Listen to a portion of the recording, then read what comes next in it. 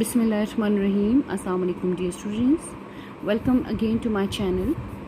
Today we are going to discuss the class 10 chemistry. The topic is type of acid. In previous lecture we have discussed about the different concept of acid, and according to these concepts, acid are those chemical substances which give protons. So we can say that proton donor, this is proton donor is an acid, right? So we are going to discuss the type of an acid. So we classify acid on the basis of this proton, how much it donates the proton to a base.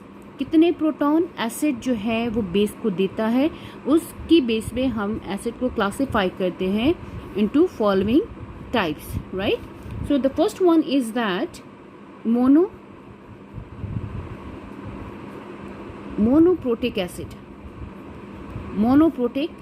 acid, right? And the next one is polyprotic acid, right? Acid simple हम जब बात करते हैं कि हमारे पास कोई molecule है, ठीक है, एसिड का कोई मॉलिक्यूल है, फॉर एग्जांपल हमारे पास है HCl, ठीक है, इसको जब हम एक्व सोल्यूशन में डिज़ोल्व करते हैं या एक्व सोल्यूशन हमारे पास HCl का है और इसमें से जब हम करंट पास करते हैं तो ये डिसोसिएट हो जाता है into H+ ion and Cl- ions. So ये H+ है जो है ये प्रोटॉन हो गया, ठीक है. अब जब एसिड बेस का रिएक्शन होता है तो ये प्रोटॉन जो है इस एसिड से निकल के कहाँ पे जाता है, बेस के पास. अंडरस्टैंड? सो हमने इस प्रोटॉन की बेस पे क्लासिफाई किया है एसिड को into different two basic types में, ठीक हो गया, ताकि कितने हाइड्रोजन एटम ये प्रोटॉन्स जो हैं एसिड देता है. एंड अगर एक देता है तो उसको हम कहते हैं मोनोप्रोटिक एसिड, 2 देगा तो डाइप्रोटिक एसिड, 3 देगा तो triprotic acid and so on, जितने ज़्यादा देगा. और अगर 2 से ज़्यादा देता है तो हम उसको सिंपली कहते हैं polyprotic acid. Understand? So the protic, यहाँ mono mean 1 and protic mean proton, right? So we denote it H with H+ ion. Similarly, poly mean many, and again proto mean proton, right? So these are those acid which give 1 hydrogen ion, right, per molecule of acid. So we call it what? Monoprotic acid. वो acid जो एक hydrogen ion देता है एक molecule से, उसको हम कहते हैं मोनोप्रोटिक एसिड. फॉर एग्जाम्पल हमारे पास है HCl, ठीक है. अब HCl क्या है, ये एक्वा सोल्यूशन हमारे पास अगर HCl का है तो ये डिसोसिएट हो जाएगा into hydrogen plus and Cl- में. तो कितने हाइड्रोजन, यानी ये प्रोटॉन आपको मिल गया, कितने हाइड्रोजन आयन मिल गए, 1. So that's why we call it what, monoprotic acid, ठीक है. इसी तरह अगर हमारे पास 2 अगर प्रोटॉन देता है, फॉर एग्जाम्पल हमारे पास है H2SO4, तो अगर ये आपको 2 प्रोटॉन देता है plus SO4- for example, right, तो ये आपको कितने दे रहा है, proton 2. So then we call it what, diprotic acid. इसी तरह अगर हमारे पास है H3PO4, राइट, सो ये आपको क्या देता है, 3 hydrogen ion when dissociate in water, right. So 3 hydrogen ion दे रहा है, 3 प्रोटॉन दे रहा है ऑन हाइड्रोलिसिस, ठीक है. So then we call it what, triprotic acid. अब यहाँ जो मोनोप्रोटिक एसिड है इसका एक और नेम भी है, उसको हम कहते हैं, this is also known as monobasic acid भी कहते हैं, राइट. अब मोनोबेसिक एसिड जो है ये इसका नाम हमने क्यों दिया, क्योंकि जो न्यूट्रलाइजेशन रिएक्शन हम जब करते हैं तो इन न्यूट्रलाइजेशन रिएक्शन में क्या होता है कि एसिड आपके पास रिएक्ट करता है किसके साथ, बेस के साथ, और आपको क्या देता है, सॉल्ट एंड वाटर देता है. ये न्यूट्रलाइजेशन रिएक्शन है, सॉल्ट प्लस वाटर हो गया. अब ये जो वाटर की जो फॉर्मेशन है ये किस वजह से है कि ये एसिड अपना प्रोटॉन किसको देता है, बेस को देता है. तो चूंकि ये अपना प्रोटॉन बेस को दे रहा है, ठीक है, सो इसलिए हम इसे कहते हैं मोनो बेसिक एसिड। मीन ये अपना एक हाइड्रोजन आयन बेस को देता है, इसलिए हम इसे कहते हैं मोनो बेसिक एसिड। अगर ये 2 हाइड्रोजन आयन देगा तो इसको डाई बेसिक एसिड कह सकते हैं, और अगर ये 3 देता है तो ट्राई बेसिक एसिड भी दे सकते हैं। अंडरस्टैंड? सो मोनोप्रोटिक एसिड हमारे पास वो एसिड होते हैं जो आयनाइजेशन पे, या हम कह सकते हैं कि जब ये एक्वस सॉल्यूशन में होते हैं और ये जब आप इसको ऐड करते हैं वाटर में, एंड वाटर में ये आपको 1 प्रोटॉन देगा, तो ये मोनोप्रोटिक एसिड हो गया। Now look at this polyprotic acid. As the word indicate, poly mean many, right? So the acid which produce more than one proton,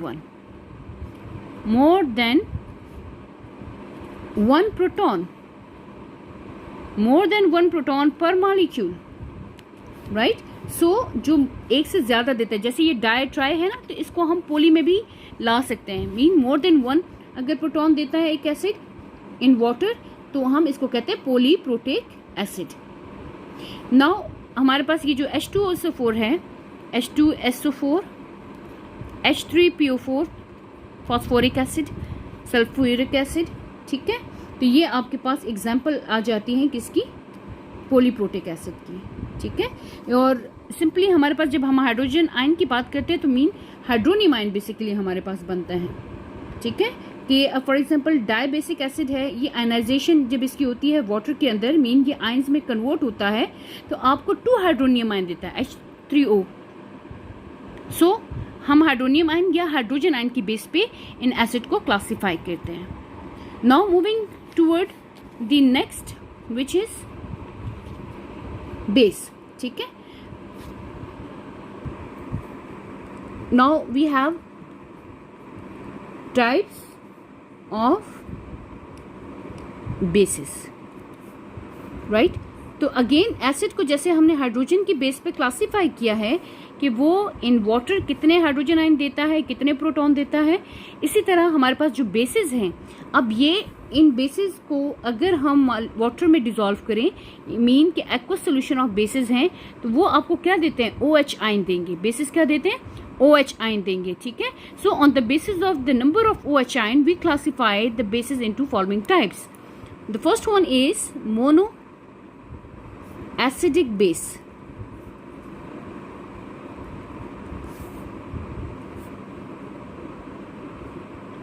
and next one we have polyacidic base। अब यहाँ भी क्या है कि ये जो बेस जो है हमारे पास OH आयन प्रोड्यूस कर रहा है, ठीक है। सो यहाँ पे हमने वर्ड यूज किया mono acid and this is base.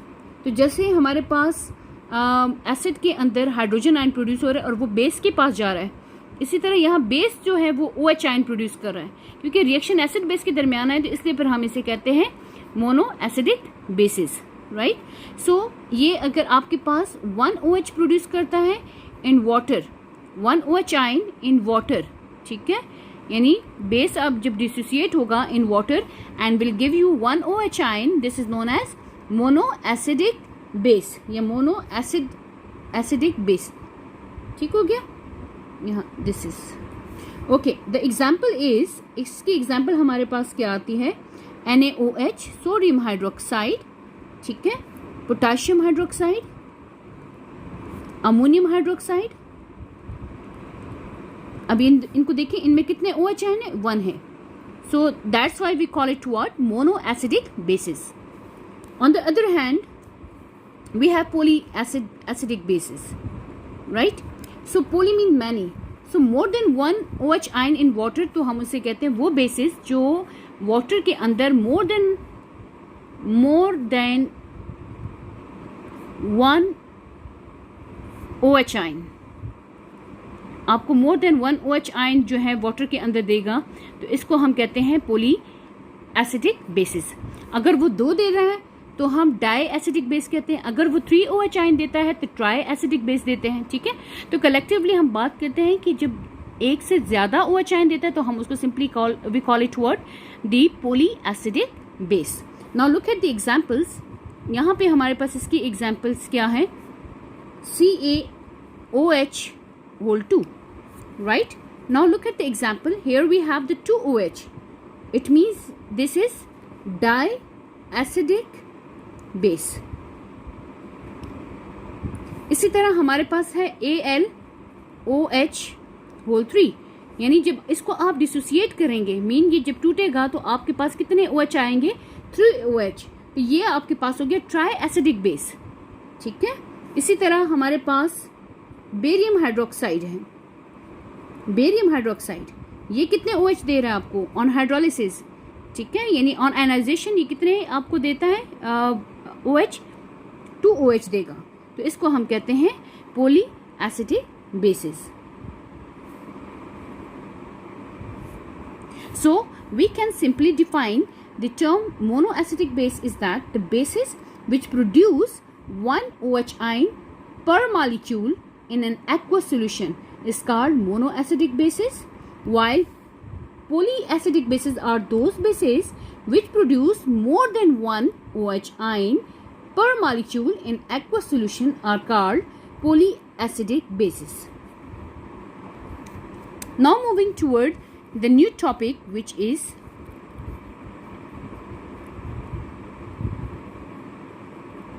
strength of acid. Right? कि एसिड्स की स्ट्रेंथ क्या है, मीन कितने पावरफुल वो एसिड्स हैं हमारे पास. कोई वीक एसिड होता है, कोई स्ट्रॉन्ग एसिड होता है. तो ये जो स्ट्रेंथ है, ये जो पावरफुलनेस है एसिड की, ये किस पे डिपेंड करती है? Now it depends on the ionization of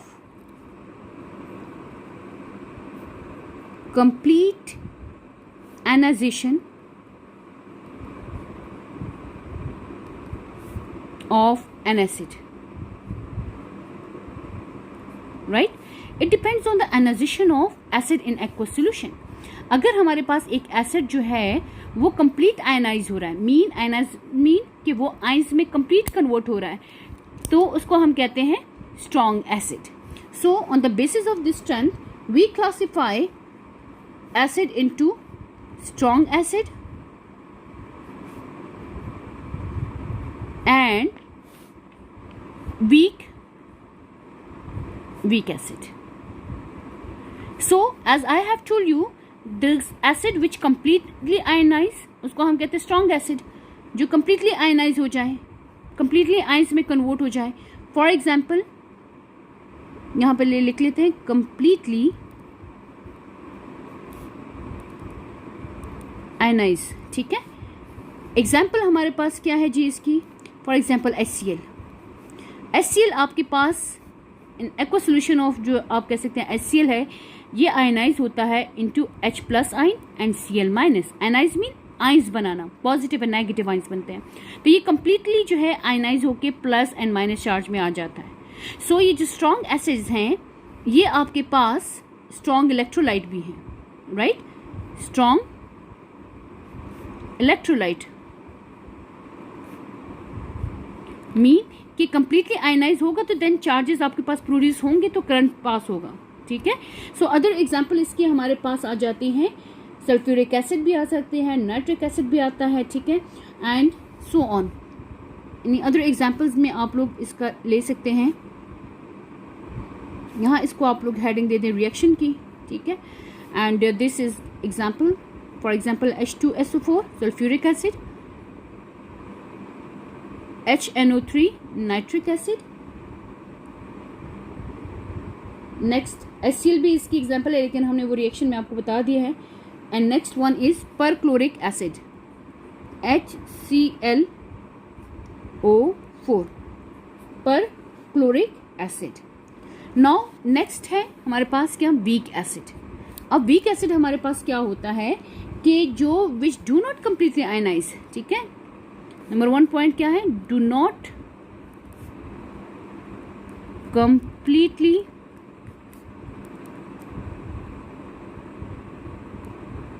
ionise. ठीक है. मीन कंप्लीटली ये प्लस और माइनस में कन्वर्ट नहीं होता. ठीक है. और ये आपको जो वीक एसिड है हमारे पास, ये क्या करता है कि आपको जो ज़्यादा कंसंट्रेशन ऑफ हाइड्रोजन आयन नहीं देता. अब यहाँ स्ट्रॉन्ग एसिड है, कंप्लीटली आयनाइज है, इसका मतलब है कि ये आपको देता है large concentration of high concentration of hydrogen ion. इसमें high concentration of hydrogen ion produce होता है, लेकिन यहाँ पे जो है ये आपको जो हाइड्रोजन आयन्स जो बनेंगे वो उनकी कंसंट्रेशन जो है वो लो होगी। सो हम लिख सकते हैं low concentration of H+ ion. ये कंप्लीटली आयनाइज नहीं होता, सही है। फॉर एग्जाम्पल यहाँ पे हमारे पास इसका रिएक्शन क्या है, जैसे है CH3COOH, this is an acetic acid, right, week acid. अब ये आयनाइज होता है लेकिन ये कंप्लीटली आयनाइज नहीं होता। Look at the reaction. यहाँ पे क्या होगा कि ये कन्वर्ट होता है CH3COO माइनस, राइट, प्लस ये आपको देगा हाइड्रोजन प्लस आयन, ठीक है। अब ये जो CH3COOH है ये कंप्लीटली इसमें कन्वर्ट नहीं हो रहा, तो ये दोबारा से अभी ये थोड़ा सा इसमें कन्वर्ट हो जाता है, अगेन ये अपने रिएक्टेंट में दोबारा आ जाता है, राइट। सो ये चूंकि less concentration of hydrogen ion देता है, कंप्लीटली आयनाइज भी नहीं होता, इसलिए हम इससे क्या कहते हैं, ये क्या है, वीक एसिड। अब आपने एक चीज नोट की होगी कि स्ट्रॉन्ग एसिड में देखिए एरो आपका ये है, वन डायरेक्शन में है, फॉरवर्ड डायरेक्शन में, और ये जो है हमारे पास रिवर्सिबल डायरेक्शन में है, ठीक है। सो ये weak acid and strong acid की रिएक्शन हो गया। अब एग्जांपल्स क्या है हमारे पास, वीक एसिड में हमारे पास आता है nitrous acid HNO2, nitric acid में होता है HNO3। देखिए ये नाइट्रिक एसिड है और ये क्या, नाइट्रस है। इसी तरह H2SO3, यहाँ देखिए सल्फ्यूरिक एसिड है H2SO4, और यहाँ पे हमारे पास सल्फ्यूरस है, ठीक है, OUS आखिर में आता है, ठीक है, तो ये SO3 हो गया। इसी तरह हमारे पास कार्बोनिक एसिड है H2CO3। तो ये सारी हमारे पास एग्जांपल्स हैं वीक एसिड की। ओके जी, now we are going to discuss the strength of bases. अब आपको पता है कि बेसिस क्या होते हैं, जो आपको क्या देते हैं, OH ion in water, OH minus ion in water, ठीक है। अब जो बेस ज़्यादा OH आयन देगा वो स्ट्रॉन्ग बेस होगा, जो कम OH आयन देगा वो वीक बेस होगा, right. So we classified base on the concentration of this OH ion which is produced in water, right? So इसको हम क्लासिफाई करते हैं into strong base and another one we have weak base. Okay, अब strong base हमारे पास क्या है, जैसे हमने एसिड का याद किया था, स्टडी किया, इसी तरह हमारे पास जो बेस है ये क्या है, कंप्लीटली आयनाइज होता है, कंप्लीटली आयनाइज इन वाटर, ठीक है। High concentration of OH ion, ये प्रोड्यूस करता है high concentration of OH ion, ठीक है। On the other hand weak base हमारे पास क्या है, do not completely ionize, do not completely ionize